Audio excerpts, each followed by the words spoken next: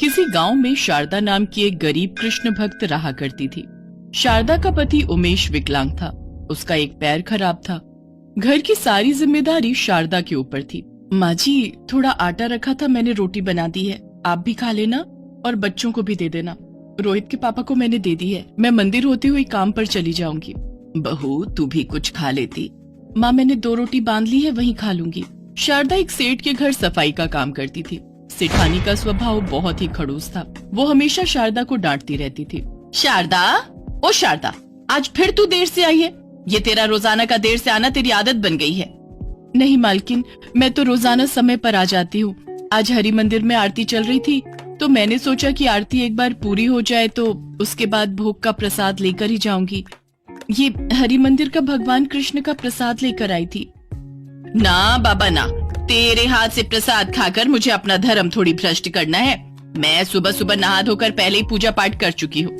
तुम ठहरे गरीब भिखारी, हम तुम्हारे हाथ से प्रसाद थोड़ी खाएंगे। कुछ तो समझ कर बोला कर। चल जा, काम कर और हाँ, अपना ये प्रसाद अपने पास रख। यहाँ मत छोड़ जाना, फिर मेरे ऊपर पाप चढ़ाएगी। माई, कुछ खाने को दे दो, बड़ी भूख लगी है। शारदा, ओ शारदा, ये मांगने वाला कहीं घर के अंदर न घुस आए। जा इसे दरवाजे से भेजकर दरवाजा बंद कर। भाग्यवान, तुमसे कितनी बार कहा है, ये भिखारी रोज मांगने के लिए आ जाता है, इसे घर से बाहर ही रखा करो। आजकल कोई भरोसा नहीं है, ये भीख मांगने के बहाने घर से चोरी करके ले जाते हैं। अपने दरवाजे बंद ही रखा करो। नहीं नहीं सेठ जी, मैं कोई चोर नहीं हूँ। मैं तो एक गरीब मजबूर इंसान हूँ, सिर्फ खाने का ही मांग रहा हूँ।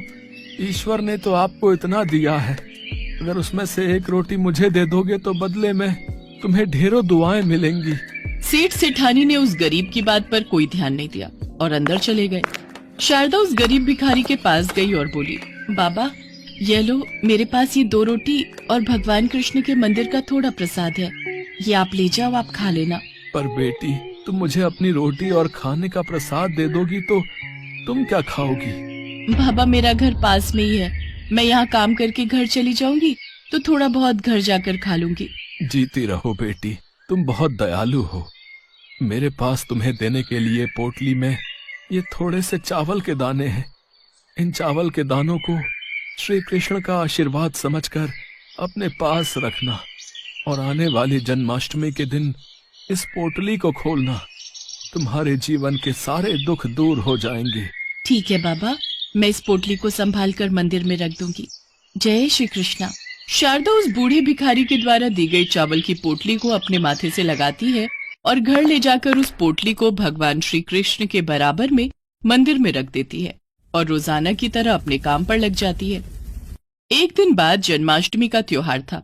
शारदा सेठानी के घर पर सफाई कर रही थी। सेठानी ने भगवान कृष्ण को सजाने के लिए उनके कपड़े और सोने के जेवर मंदिर में निकाल कर रखे थे और कमरे में चली गई।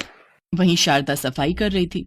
सेठानी कमरे से बाहर आई तो उसने देखा मंदिर में कृष्ण जी का सोने का मुकुट और हार गायब है। सेठानी शोर मचाने लगी, सुनिए, मैंने भगवान श्री कृष्ण का मुकुट और हार यहीं रखा था।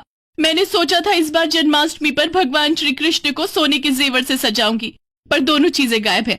जरूर ये शारदा का ही काम है, क्योंकि कुछ देर पहले शारदा ही यहाँ पर सफाई करके गई है। मैं शारदा को अभी बुलाता हूँ।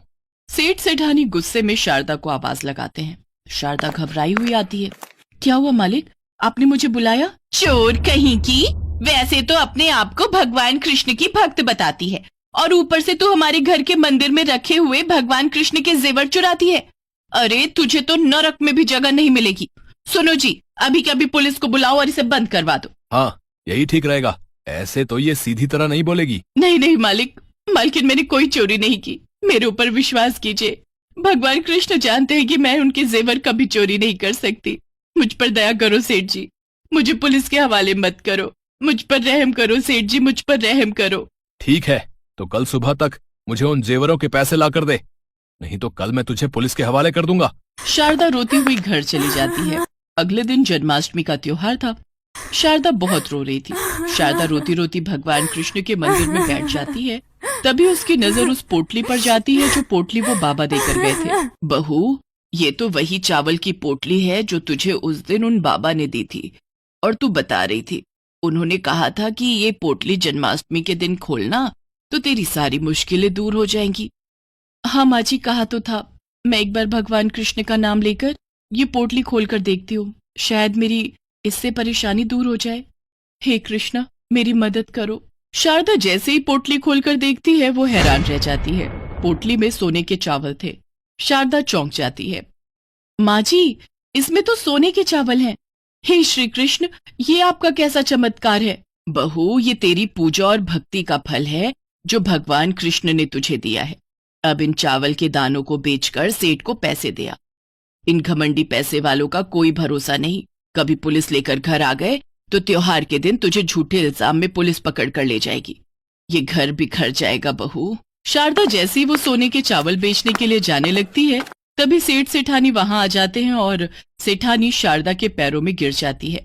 शारदा, मुझे माफ कर दो, मैंने तुम्हें नहीं पहचाना। तुम तो भगवान कृष्ण की सच्ची भक्त हो। कल रात मेरे सपने में भगवान कृष्ण आए और उन्होंने मुझे कहा कि मैंने तुम पर झूठा इल्जाम लगाकर उन्हें नाराज किया है। और आज सुबह जब मेरी आंखें खुली तो मैंने ये जेवर देखे। ये मैं अलमारी में रखकर भूल गई थी। अलमारी खोलते समय मुझे दिखाई पड़े। मैं समझ गई कि भगवान कृष्ण मुझे सपने में क्या इशारा देना चाहते थे।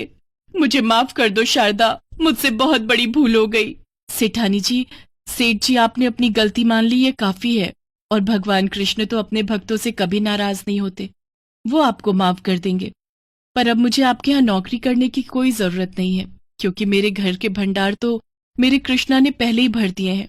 ये देखिए, उस दिन जब मैं आपके घर पर काम कर रही थी तो वो जो बाबा आए थे, उन्होंने मुझे प्रसाद के रूप में ये चावल दिए थे। कृष्ण जी के आशीर्वाद से ये चावल सोने के चावल बन गए। भगवान कृष्ण ने मेरे घर के भंडार भर दिए।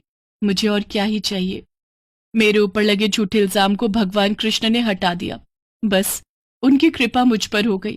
जय श्री राधे कृष्णा, आपकी सदा। सेठ सेठानी माफी मांगकर वहां से चले जाते हैं। उस दिन के बाद शारदा को कभी भी गरीबी में नहीं जीना पड़ा। शारदा के जीवन में उन सोने के चावल से वैसी ही खुशियां आ गई जैसे भगवान कृष्ण ने अपने प्रिय मित्र सुदामा के जीवन से गरीबी को दूर करके सुदामा का जीवन सुखमय किया था। एक बार भगवान शंकर तपस्या से उठे तो माँ पार्वती उनके पास आई और बोली, स्वामी, आप सारा दिन पर्वत पर बैठे रहते हो और मैं सारा दिन घर का कामकाज करती हूँ, भूखी प्यासी बैठी रहती हूँ। आप कुछ नहीं कमाते हो, मैं क्या खाऊं, क्या बच्चों को खिलाऊं? आपने कभी इस ओर ध्यान भी दिया कि परिवार कैसे चलेगा? माँ पार्वती की बातें भगवान शंकर ध्यान से सुन रहे थे। आप मेरी एक बात मानोगे स्वामी? मैंने तुम्हारे साथ फेरे लेते हुए 7 वचन निभाने का वादा किया था। तुम कहो तो मैं तुम्हारी बात अवश्य मानूंगा। तो फिर ठीक है, एक काम करो, आप वृंदावन चले जाओ। एक आपका अपना नंदी बैल तो है ही, और एक बैल आपका वहाँ कन्हैया से मांग लेना। कन्हैया के खेत हैं, आप वहाँ पर खेती करना और जो फसल उगे उसे ले आना। कुछ तो काम चलेगा। लेकिन एक बात का ध्यान रहे स्वामी, आप वहाँ जाकर कन्हैया से कहना कि आप खेती ऊपर की लोगे और नीचे का हिस्सा कन्हैया को देना। ठीक है देवी पार्वती, मैं अभी नंदी बैल पर बैठकर वृंदावन जाता हूँ। इसके पश्चात भगवान शंकर अपने बैल नंदी पर बैठ गए और कन्हैया जी के पास जाने लगे। रास्ते में नंदी बैल उनसे बोला, प्रभु, हम जा तो रहे हैं लेकिन ये कन्हैया बहुत चालाक हैं, बहुत तेज हैं। कोई नहीं, जो होगा सो देखा जाएगा। मैंने पार्वती को वचन दिया है कि अब मैं खेती करके ही लौटूंगा। और फिर इसके पश्चात शंकर जी अपने बैल नंदी के साथ कृष्ण जी के द्वार पहुँचे और अपना शंख बजाने लगे। शंख की आवाज सुनकर कृष्ण जी द्वार खोलते हैं तो उनके सामने भगवान शंकर खड़े थे। कृष्ण जी भगवान शंकर को प्रणाम करते हैं। भोलेनाथ, आप आइए, भीतर पधारिए। अचानक कैसे आना हुआ? मुझे संदेशा भेज देते, मैं आपसे मिलने आ जाता। कन्हैया, मेरा एक काम है जो केवल तुम ही कर सकते हो। हाँ हाँ, बताइए, मैं आपकी किस प्रकार सहायता कर सकता हूँ? मुझे आपके खेतों पर खेती करनी है। एक बैल मेरे पास है और एक बैल आप अपना दे दो और अपने खेत पर मुझे खेती करने के लिए दे दो। क्यों मैया, आपका क्या विचार है? भगवान शंकर हमारे खेतों पर खेती करना चाहते हैं। हाँ, तो कोई बात नहीं, अच्छी बात है, हमें भी बनी बनाई फसल मिल जाएगी। पर मेरी एक शर्त है, खेती में आप जो भी मुझे बोने को कहोगे वो मैं बो दूंगा, पर खेती का ऊपरी हिस्सा मैं रखूंगा। तो आप बताओ मैं क्या बो दूं? ठीक है, मुझे मंजूर है। एक काम करो, आप ना आलू बो दो। ठीक है, फिर मैं फसल तैयार होने के बाद ही आपसे मिलूंगा। इसके बाद शंकर जी बैलों को लेकर खेती करने चले गए। उन्होंने खूब मेहनत से खेती की और आलू उगाए। कुछ दिनों में आलू की फसल पककर तैयार हो गई। शर्त के मुताबिक शंकर जी और नंदी ने मिलकर आलू के ऊपर की फसल, आलू के पत्ते काटे और गठरी में भरकर कैलाश ले गए। शंकर जी ने बहुत खुशी से पार्वती मैया को वो गठरी दी। पार्वती मैया ने जब गठरी को खोलकर देखा तो वो हैरान हो गई। उस गठरी में तो पत्ते ही पत्ते थे। प्रभु, आप ये क्या उठा लाए हो? खेती कहाँ है जो आपने की थी? पार्वती, मैंने तो वैसा ही किया जैसा तुमने मुझसे कहा। मैंने ऊपर की खेती का हिस्सा लिया और कैलाश लौट आया। मुझे कुछ नहीं पता प्रभु। अब मैं इन पत्तों का क्या करूं? ये पत्ते किसी काम के नहीं हैं। अब आप दोबारा जाओ और दोबारा खेती करके लाओ। और हाँ, अब की बार आप नीचे की खेती मांगना। एक बार फिर भगवान शंकर नंदी के साथ वृंदावन जाने लगे। रास्ते में नंदी ने उन्हें फिर समझाया कि कान्हा बहुत चतुर है, तो आप सावधान रहना। शंकर जी ने फिर से वही कहा कि जो होगा देखा जाएगा। कन्हैया, मुझे आपके बैल और खेत फिर से चाहिए।